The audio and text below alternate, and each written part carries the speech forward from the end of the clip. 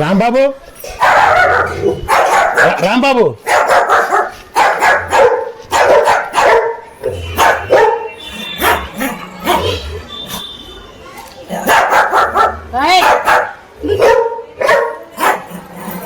ఏ రాంబాబు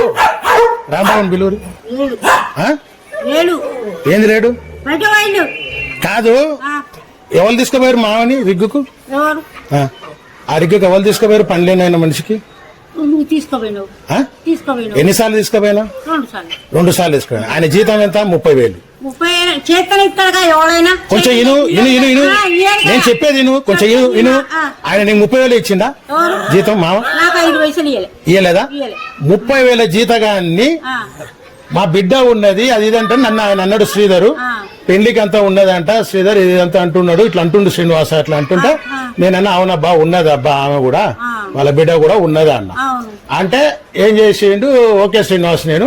రఫ్నిక్ అని ఓ పోస్ట్ ఉంటది నా కింద పనిచేసిన పోరల్ని తీసుకుపోయాను 70,000 వాళ్ళకి జీతం 30,000 70,000 జీతం చేసిండు ఓకేనా ఆయన చేసి 2 సార్లు వచ్చినాయి పైసలు ఆయనకు 3వసారి మేము పోయి వచ్చిన దాంట్లో వీళ్ళకి వచ్చినాయి పైసలు నాకు రాలేదు డ్రిల్లింగ్ ప్రాబ్లం ఉందని పెట్టిండు పెడితే నేను వచ్చేసి మా వాళ్ళని కూడా మీరు కొంచెం ఆగురి 3వ పండుగ పెద్దగా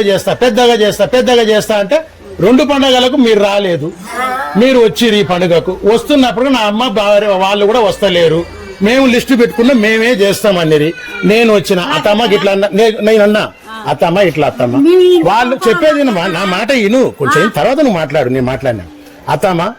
మేము మామ వస్తురు అత్తమ్మ మళ్ళా రేపు ఏమైనా ప్రాబ్లం అయితే వీళ్ళు మొత్తము వాళ్ళే చేసుకుంటా అంటారు నేను మూసుకొని గమ్మున ఉంటా నేను కానీ ఇట్లా చేసేది ఇది కాదంటే కాదు బిడ్డ వాళ్ళు చేస్తా అంటారు పండగ చేస్తా అంటారు బిడ్డ పెళ్లి కూడా అవుతుంది నువ్వు అన్నావు మామ కూడా అన్నాడు ఓకే అని చెప్పి నేను వచ్చిన మీరు కూడా వచ్చిరు చేసిరు రాంబాబు వాళ్ళని పిలిచింది ఆ లిస్ట్ ఒకటి పెట్టుకురు వాళ్ళు రాంబాబు అని పెట్టింది అందులో పుష్పని పెట్టింది నాకు చూపించారు ఇక అమ్మదైతే వీళ్ళ పేర్లు లేదు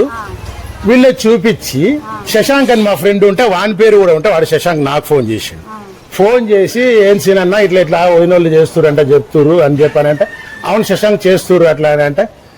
సరే అన్న నేను టైం ఉంటే వస్తా అన్నాడు ఇక టైం ఉంటే వస్తా అన్నది ఎందుకు కారణం సీనన్న చెప్పలేని కారణం అది నేను నా తప్ప అది అక్కడ వచ్చిర్రు కొట్టిర్రు చూసిరి నడుము మీద అంతా పడ్డా కింద పడితే నేను తిరిగి కొట్టాలని ఎంతసేపు కొట్టలేదు నా అమ్మ మీద నా మీద గృహహింస కేసు పెట్టింది సంవత్సరం రోజుల నుంచి మీరు మా అమ్మకు ఇట్లా ఉన్నదంటే మాకు తెలియదు అని చెప్పి అంటే వీళ్ళు ఆయన కూడా నాకు కూడా తెలియదు మామ అంటారు మరి ఏం రక్త బంధం అది ఏ బంధం లేదని